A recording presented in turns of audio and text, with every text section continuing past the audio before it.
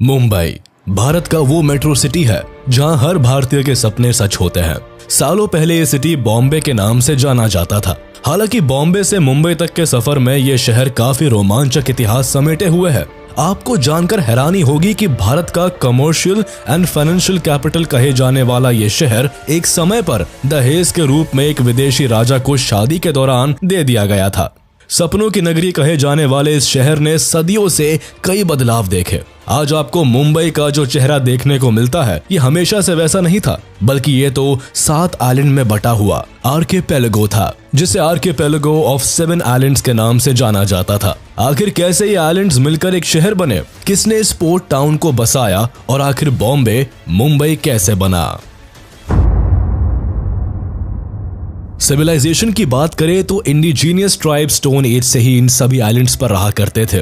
कोलिस and Agri नाम के tribals यहाँ के सबसे अर्लीस्ट नोन सेटलर्स थे। दरअसल सदियों पहले बॉम्बे शहर था ही नहीं, बल्कि ये जगह कई आइलैंड्स में बटा हुआ था। इस जगह पर बॉम्बे, कोलाबा, लिटिल कोलाबा, मजगांव, परेल, वर्ली और माहिम नाम के 7 अलग अलग आइलैंड्स हुआ करते थे। ये आइलैंड्स कुछ दूरी पर एक दूसरे से अलग अलग बसे हुए थे। उन दिनों यहाँ केवल fishing villages, marshes, mud flats, caves, temples and hills ही देखने को मिलते थे। इन आइलैंड्स में रहने वाले ज्यादातर लोग मछुआरे थे जो यहाँ मछली पकड़कर अपना जीवन चलाते थे। इसके अलावा भी कई कम्युनिटीज इन आइलैंड्स में रहती थी। सबसे मजेदार बात यह है कि 7 आइलैंड्स अलग अलग कल्चर को फॉलो किया करते थे और इन सबके इंडिजीनियस किंग्स हुआ करते थे। 3rd सेंचुरी BCE से लेकर 1348 तक यहाँ पर अलग अलग हिंदू डायनेस्टीज ने राज किया। सबसे पहले यहाँ मौर्यन किंग अशोका का राज हुआ करता था, लेकिन 185 BCE में मौर्य एम्पायर के डिक्लाइन के साथ 2nd सेंचुरी BCE से लेकर 10th सेंचुरी CE तक इन आइलैंड्स पर वेरियस इंडिजीनियस डायनेस्टीज ने राज किया, जिसमें सतवाहनस, अभिरास, वाकटकस, कालाचूरिस, कोंकण चालुक्यास, राष्ट्रकूटास, सिल्हारस और छोलास शामिल थे। 1348 में दिल्ली सल्तनत ने इन सभी आइलैंड्स पर कब्जा कर लिया और यहीं से हिंदू रूलर्स की संप्रभुता भी समाप्त हो गई। 1348 से लेकर 1391 तक यहाँ पर दिल्ली सल्तनत का कंट्रोल रहा और इसी दौरान नजीरुद्दीन मोहम्मद बिन तुगलक, जो कि दिल्ली सल्तनत के सुल्तान थे, उन्होंने जाफर खान को गुजरात का गवर्नर बना दिया था। जल्दी ही 1398 में जब तुगलक डायनेस्टी कमजोर हो गई, तब जाफर खान ने मौके का फायदा उठाते हुए अपनी गुजरात सल्तनत की नींव डाल दी। इसी पावर शिफ्ट के साथ बॉम्बे भी अब गुजरात सल्तनत का हिस्सा बन गया। वैसे तो कहने को पोर्चुगीज 1509 में ही बॉम्बे पहुंच गए थे, लेकिन इन्हें बॉम्बे को पूरी तरह हासिल करने में 2 दशक तक का समय और लगा। 1534 में बॉम्बे पूरी तरह से पोर्चुगीज के कब्जे में आ गया। हालांकि पोर्चुगीज ने बॉम्बे पर ज्यादातर एग्रीकल्चरल एंड रिलीजियस डेवलपमेंट्स ही किए, तब भी इन्होंने शहर के चारों ओर रोड, कॉजवेज एंड कई फोर्ट्स का निर्माण किया, जिसमें Bombay castle, Bandra fort and mud fort जैसे कई किले भी शामिल है, जिससे इन आइलैंड्स में कम्यूट करना काफी इजी हो गया। पोर्चुगीज ने लगभग 1 सेंचुरी तक यहाँ राज किया और आखिरकार एक मैरिज ट्रीटी में पोर्चुगीज किंग जॉन 4 ने अपनी बेटी की शादी करते वक्त ये आइलैंड्स ब्रिटिश किंग चार्ल्स 2 को दहेज में दे दिया। 20th में 1498 में Portuguese explorer Vasco da Gama सबसे पहले यूरोपियन ट्रेडर के रूप में इंडिया के मालाबार कोस्ट कालीकट पहुंचे। अपने अराइवल के कई साल बाद 1505 में पोर्चुगीज के first vice Roy Francisco de Almeida ने कोचिन में अपना पहला हेडक्वार्टर्स एस्टैब्लिश किया और 1510 में बीजापुर सल्तनत को हराकर गोवा को कैप्चर कर उसे अपना परमानेंट सेटलमेंट बना लिया। पोर्चुगीज का भारत में आना इन सभी आइलैंड्स को पूरी तरह से बदल कर रखने वाला था। सबसे पहले दिसंबर 1508 में Portuguese viceroy Francisco de Almeida Cannanore से दियो तक के अपने अभियान के दौरान बॉम्बे पहुंचते हैं। इन्होंने अपने शिप को बॉम्बे आइलैंड के किनारे लगाया। बॉम्बे का अरेबियन सी से लगे होने की वजह से अल्मीडा को ये जगह काफी पसंद आई। अल्मीडा इन पोर्ट्स को देखकर इतने खुश हुए कि इन्होंने इस पोर्ट का नाम बॉम्बाहिया दिया, जिसका मतलब था गुड बे। बाद में ये सभी आइलैंड्स बॉम्बाहिया के नाम से पॉपुलर होने लगे। जब 1661 में ब्रिटिश क्राउन ने इन सभी आइलैंड्स पर अपना कब्जा जमाया, तब इसका नाम बदलकर बॉम्बे कर दिया। धीरे धीरे इन सारे आइलैंड्स को बॉम्बे नाम से बुलाया जाने लगा। हालांकि अल्मीडा ने यहाँ 1508 में ही विजिट कर लिया था, लेकिन पोर्चुगीज को बॉम्बे तक आने में 1 साल का समय लग गया। दरअसल बॉम्बे आइलैंड्स उन दिनों सुल्तान बहादुर शाह, जो कि गुजरात सल्तनत के किंग थे, उनके अंडर आता था, इसलिए पोर्चुगीज यहाँ सीधे तौर पर नहीं आ सके। हालांकि पोर्चुगीज लगातार गुजरात सल्तनत के साथ कॉन्फ्लिक्ट्स में थे।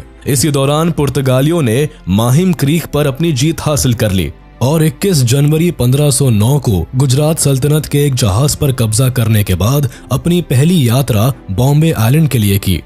लेकिन इससे उन्हें कोई खास सफलता नहीं मिली, क्योंकि बहादुर शाह ने इन आइलैंड्स को फिर से रिकैप्चर कर लिया था। लगातार हो रहे कॉन्फ्लिक्ट्स के बावजूद पोर्चुगीज ने 1526 में बसाइन, जिसे अब वसई के नाम से जाना जाता है, वहां अपनी पहली फैक्ट्री खोली। इन दिनों बहादुर शाह ने इन आइलैंड्स में इस्लाम को काफी प्रचलित किया था, लेकिन वो लगातार मुगल मराठा वॉर्स में फंसे रहते थे, जिसकी वजह से उनका इन्फ्लुएंस इन आइलैंड्स में काफी कम हो गया था। पोर्चुगीज इस मौके की तलाश में काफी दिनों से थे और अब उन्हें ये मौका मिलने ही वाला था। 1528 से 1529 के दौरान पोर्चुगीज गवर्नर लोपो वास डे सैम्पायो ने गुजरात सल्तनत से फोर्ट ऑफ माहिम को छीन लिया। इस वक्त तक मुगल एम्परर हुमायूं भी मुगल एम्पायर को बढ़ाने में जुटा हुआ था। गद्दी संभालते ही उसने अपना रुख बिहार और गुजरात की तरफ कर लिया। बहादुर शाह को एहसास होने लगा था कि जल्द ही हुमायूं अब गुजरात को उससे छीन लेगा। दिन ब दिन बहादुर शाह का ये बढ़ता हुआ डर उन्हें पोर्चुगीज से दोस्ती करने पर मजबूर करने लगा। लेकिन पोर्चुगीज के एम्बिशन कुछ और ही थे। एक साइड जहां बहादुर शाह की हुमायूं से इनसिक्योरिटीज बढ़ती ही जा रही थी, तो वहीं दूसरी ओर पोर्चुगीज ने बहादुर शाह के इस डर का फायदा उठाया। पोर्चुगीज ने हुमायूं के अटैक से गुजरात सल्तनत को बचाने और उनका साथ देने के बदले 23 दिसंबर 1534 को बहादुर शाह के साथ ट्रीटी ऑफ बसाइन को साइन किया। इस ट्रीटी के तहत बहादुर शाह ने 7 आइलैंड्स ऑफ बॉम्बे एंड बसाइन को पोर्चुगीज को सौंप दिया और इसी के साथ बॉम्बे एंड बसीन पर से गुजरात सल्तनत का एंड हो गया। बॉम्बे पर कब्जा करने के बाद पुर्तगालियों के हाथों में बॉम्बे के 7 आइलैंड्स थे। अब उनका मेन एम था इन आइलैंड से स्पाइस ट्रेड एंड क्रिश्चियनिटी को प्रमोट करना। क्योंकि सालों से यहाँ इस्लामिक रूल था, इसलिए यहाँ की सोसाइटी काफी कंजर्वेटिव थी। यहाँ का माहौल बदलने के लिए पोर्चुगीज ने यहाँ इंटर मैरिज करना शुरू कर दिया। इसके साथ ही यहाँ कई चर्चेस बनवाए गए। हालांकि पोर्चुगीज के शासन के दौरान इन आइलैंड्स में ज्यादा बड़े लेवल पर कोई डेवलपमेंट नहीं हुआ, फिर भी उन्होंने इन एरियाज को अपने हिसाब से डेवलप किया। रोमन कैथोलिक चर्च को स्ट्रांगली सपोर्ट किया। उस टाइम तक बॉम्बे में इनका ट्रेड काफी जोरों से चलने लगा था। कॉटन, कोकोनट, कॉयर, स्पाइसेस की ट्रेड ने यहाँ काफी जड़ें फैलाई। ट्रेड में रफ्तार के साथ पोर्चुगीज ने यहाँ कई ट्रेडिंग सेंटर्स, बिल्डिंग्स और चर्चेस को भी बनवाया। कच्चे माल को पोर्ट तक लाने ले जाने के लिए उन्होंने रोड्स एंड कॉजवेज भी बनवाए। 16th सेंचुरी खत्म होने के साथ ही पोर्चुगीज ने इंडियन ओशन सहित भारत में अपनी पकड़ मजबूत कर ली थी। लेकिन पोर्चुगीज की बढ़ती आमदनी और मोनोपोली को देखते हुए कई दूसरे यूरोपियन कंट्रीज, खासकर स्पेन ने पोर्चुगीज पर हमले शुरू कर दिए। इसी बीच स्पेन ने पोर्चुगल पर अटैक कर उन पर कब्जा कर लिया। हालांकि भारत अब भी सुरक्षित था, लेकिन जल्दी ही यहाँ इंग्लिश मर्चेंट ने नवंबर 1583 में एंट्री की, जिसके साथ ही ब्रिटिशर्स और पोर्चुगीज में भारत के डिफरेंट एरियाज पर वर्चस्व को लेकर लड़ाई छिड़ गई। दूसरी कई यूरोपियन पावर्स इंडिया में पोर्चुगीज के स्पाइस ट्रेड मोनोपोली को खत्म करना चाहते थे, इसीलिए वो लगातार भारत में मुगल एम्परर से बिजनेस करने की मंजूरी मांग रहे थे। वहीं दूसरी ओर पोर्चुगीज मुगल किंग को काफी ज्यादा टैक्स देते थे, जिसकी वजह से ये राजा दूसरे यूरोपियन ट्रेडर्स को कोई मौका नहीं दे रहे थे। इसी दौरान 1612 में ईस्ट इंडिया कंपनी ने सूरत के स्वाली में अपने शिप्स को लगाया और यहाँ के गवर्नर से ट्रेड करने की मंजूरी मांगी। लेकिन बदले में उनके 2 ट्रेडर्स को गिरफ्तार कर लिया गया, जिसके बाद पोर्चुगीज और ब्रिटिश ईस्ट इंडिया कंपनी के बीच में यहाँ एक बैटल हुई, जिसमें ईस्ट इंडिया कंपनी जीत गई। इस बैटल को बैटल ऑफ स्वाली कहा जाता है, जिसमें पहली बार पोर्चुगीज को किसी दूसरी यूरोपियन कंपनी ने हराया था। इस जीत के बाद पोर्चुगीज की इंडिया में न सिर्फ ट्रेड मोनोपोली खत्म हुई, बल्कि उनकी क्रेडिबिलिटी भी खराब हो गई। इसके साथ ही ईस्ट इंडिया कंपनी को इंडिया के कुछ एरियाज में ट्रेड की परमिशन भी मिल गई। एक तरफ ब्रिटिशर्स अपने ट्रेड को भारत में एक अच्छे लेवल पर ले जाने के लिए जी जान लगा रहे थे, तो दूसरी ओर middle of the 17th century तक भारत में डच की पावर काफी ज्यादा बढ़ती नजर आ रही थी। धीरे धीरे अब ईस्ट इंडिया कंपनी भारत में अपने पांव फैलाने लगी। इधर पोर्चुगीज का वर्चस्व भी भारत से कम होता जा रहा था। ब्रिटिशर्स इस बात को बहुत अच्छी तरह जानते थे कि अगर उन्हें भारत में ट्रेड करना है तो जल्दी ही उन्हें सारे कोस्टल एरियाज में अपना कंट्रोल स्टैब्लिश करना होगा। हालांकि उन दिनों ईस्ट इंडिया कंपनी अपना ट्रेड मेनली पटना, सूरत, कोलकाता और गुजरात में ही कर रही थी, लेकिन दूसरी कंट्रीज को भारत में आने से रोकने के लिए उन्हें वेस्टर्न कोस्ट को भी सुरक्षित करना था। बॉम्बे आइलैंड्स भी इंडिया के वेस्टर्न कोस्ट में ही था, जहां अरेबियन सी के रास्ते थे। दूसरे कंट्रीज के ट्रेडर भारत की तरफ आ सकते थे। ईस्ट इंडिया कंपनी किसी भी हाल में किसी और को भारत पर अपना राज जमाने नहीं देना चाहती थी, जिस कारण ईस्ट इंडिया कंपनी के सुझाव पर ब्रिटिश एम्पायर की सूरत काउंसिल ने बॉम्बे को पोर्चुगल के किंग जॉन 4 से एक्वायर करने के बारे में सोचा। इस सोच को हकीकत में लाने के लिए ब्रिटिशर्स ने पोर्चुगीज के सामने मैरिज का प्रपोजल पेश किया, जिसमें British king Charles second of England और Portuguese princess Catherine of Braganza, जो कि पोर्चुगीज किंग जॉन 4 की बेटी थी, उनकी शादी का प्रपोजल दिया गया। ये शादी कम और स्ट्रेटेजिक अलायंस ट्रीटी ज्यादा लगती थी, जिसके प्रपोजल में शर्तों की एक लिस्ट थी। इन्हीं शर्तों में से एक शर्त ये थी कि पोर्चुगीज को बॉम्बे के 7 आइलैंड्स को शादी में गिफ्ट के तौर पर इंग्लैंड को देना होगा। शादी का यह प्रपोजल 1661 में ही ब्रिटिशर्स ने पोर्चुगीज को दे दिया था, लेकिन पोर्चुगीज के कई मिनिस्टर्स इस बात के खिलाफ थे। इसके अलावा प्रिंसेस भी इस शादी को मानने से इनकार करती रही, क्योंकि उन्हें किंग ऑफ इंग्लैंड के कई रिश्तों से ऐतराज था। लेकिन डचेस का बढ़ता इन्फ्लुएंस अब पोर्चुगीज को डराने लगा था। 16th सेंचुरी के अंत में डचेस इंडियन ओशन में पोर्चुगीज की मोनोपोली को चैलेंज करने लगे। उन्होंने वो बिजनेस जिस पर पोर्चुगीज का एकाधिकार था वो उनसे छीनने लगे। अब डचेस भारत के अलावा दूसरे ईस्टर्न देशों में भी घुसने लगे और मसाले, सिल्क और गोल्ड का बिजनेस करने लगे। देखते ही देखते उन्होंने पोर्चुगीज के बिजनेस को तेजी के साथ छीनना शुरू कर दिया। 17th सेंचुरी के एंड तक तो नीदरलैंड्स यूरोप का सबसे धनी देश बन गया। डचेस के इस बढ़ते कॉलोनाइजेशन को देखकर पोर्चुगीज अब डर गए। उन्हें ब्रिटिश ईस्ट इंडिया कंपनी से दोस्ती करने में अपना फायदा दिखने लगा। उन्होंने सोचा कि अगर ब्रिटिश क्राउन से संबंध अच्छे हो जाए तो डचेस को भारत में आने से रोका जा सकता है। इसी बात को मद्देनजर रखते हुए वो भी मैरिज ट्रीटी पर अग्री हो गए।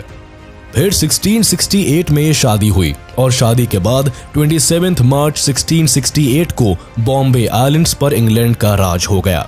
अब पोर्चुगीज के लिए ऐसा करना कोई बड़ी चीज नहीं थी। उन्होंने बॉम्बे का वो उभरता भविष्य नहीं देखा था जो ब्रिटिशर्स देख पा रहे थे। इस कारण शादी का प्रस्ताव मानते हुए दोनों देशों के बीच रिश्ते कामयाब रहे और दहेज में बॉम्बे इंग्लैंड के किंग को सौंप दिया गया। इंग्लैंड के राजा चार्ल्स II को डाउरी में बॉम्बे आइलैंड्स के अलावा मोरक्को के पोर्ट ऑफ टैंजियर को भी गिफ्ट किया गया था। इसके साथ ही ब्रिटिशर्स को ब्राजील और पोर्चुगीज ईस्ट इंडीज में ट्रेडिंग की भी इजाजत मिली। पोर्चुगल में रहने वाले इंग्लिश रेजिडेंट्स को रिलीजियस एंड कमर्शियल फ्रीडम दी गई और शादी पूरी होने के साथ ही करीब 2 मिलियन पोर्चुगीज क्राउन्स भी इंग्लैंड को दिए गए। बॉम्बे उस समय ईस्ट इंडिया कंपनी के लिए काफी इंपॉर्टेंट था, जिसकी कई वजह थी। ईस्ट इंडिया कंपनी बॉम्बे के जरिए आराम से अपने गुड्स को इंपोर्ट एंड एक्सपोर्ट कर सकते थे और आने वाले समय में वो अपने ट्रेडिंग सेंटर को गुजरात के सूरत से बॉम्बे शिफ्ट करने वाले थे। इस आइलैंड की इंपॉर्टेंस को समझते हुए ईस्ट इंडिया कंपनी हर हाल में इसे हथियाना चाहती थी, जिस कारण कंपनी ने किंग से आइलैंड की मांग की और किंग ने 27 मार्च 1668 को केवल 10 पाउंड एनुअल रेंट के तौर पर ईस्ट इंडिया कंपनी को ये आइलैंड लीज पर दे दिया। ईस्ट इंडिया कंपनी ने बॉम्बे को अपने हाथ में लेते ही इसके रंग ढंग बदलने शुरू कर दिए। सबसे पहले कंपनी ने यहाँ की डेवलपमेंट पर ध्यान देते हुए कई चेंजेस करने शुरू किए। ब्रिटिशर्स ने यहाँ कई कुएं, वेयर हाउसेस और कस्टम हाउसेस बनवाए। इसके अलावा ब्रिटिशर्स ने बॉम्बे कासल के आसपास फोर्टिफिकेशंस भी करवाए और एक सिविल कोड भी बनवाया। बॉम्बे का पहला governor English east India company के प्रेसिडेंट जॉर्ज ऑक्सेंडेन को बनाया गया। डेवलपमेंट और एडमिनिस्ट्रेशन के काम के साथ कंपनी ने यहाँ अपने बिजनेस को भी तेजी से स्प्रेड करना शुरू कर दिया। लेकिन बॉम्बे में बिजनेस को बढ़ाने के लिए पहले इस जगह को फर्दर डेवलप करने की जरूरत थी। उस समय आइलैंड पर हेल्थ फैसिलिटीज ना के बराबर थी और इसी वजह से यहाँ काफी बीमारियां फैलती रहती थी, जिस कारण लोगों का यहाँ काम करना काफी मुश्किल था। इस प्रॉब्लम को टैकल करने के लिए ब्रिटिशर्स ने यहाँ कई हॉस्पिटल्स और मेडिकल ट्रीटमेंट की फैसिलिटीज अवेलेबल करवाई। मेडिकल फैसिलिटीज के चलते बॉम्बे की पॉपुलेशन में काफी सुधार देखा गया। 1661 से 1675 के बीच बॉम्बे की पॉपुलेशन में बढ़ोतरी देखी गई और जो पॉपुलेशन एक समय पर केवल 10,000 थी, वो मेडिकल ट्रीटमेंट के चलते 60,000 के करीब आ गई। मेडिकल की प्रॉपर फैसिलिटीज और पॉपुलेशन ग्रोथ के कारण यहाँ ट्रेड करना भी आसान हो गया और इंडिया और ब्रिटिश मर्चेंट्स के अराइवल के साथ ही 17th सेंचुरी के एंड तक बॉम्बे में ट्रेड का डेवलपमेंट भी देखने को मिला। यहाँ salt, rice, Ivory, cloth, lead and sword blades का काम किया जाता था। बॉम्बे में जब ट्रेड ने अपनी ग्रोथ की तो 1710 तक ब्रिटिशर्स ने अपना बॉम्बे कैसल भी बनवा लिया। इस कैसल की मदद से ब्रिटिशर्स यहाँ 24 घंटे आसपास के एरियाज में नजर रखने लगे, जिसका फायदा ये हुआ कि आइलैंड पर यूरोपियन पायरेट्स और मराठास के सी अटैक्स काफी कम हो गए। वक्त के साथ साथ बॉम्बे ने ब्रिटिशर्स के बिजनेस में काफी मदद भी की, जिस कारण यहाँ के बढ़ते स्ट्रैटेजिक और पॉलिटिकल इंपॉर्टेंस को देखते हुए ईस्ट इंडिया कंपनी ने सूरत से बॉम्बे में अपना हेडक्वार्टर भी शिफ्ट कर लिया, जिसके बाद मिड 18th सेंचुरी तक बॉम्बे डायरेक्ट ब्रिटिश क्राउन के कंट्रोल में आ गया और यहाँ से बॉम्बे को एक मॉडर्न बॉम्बे बनाने का दौर शुरू हो गया। 1782 में विलियम हॉर्नबी बॉम्बे के गवर्नर बनते हैं।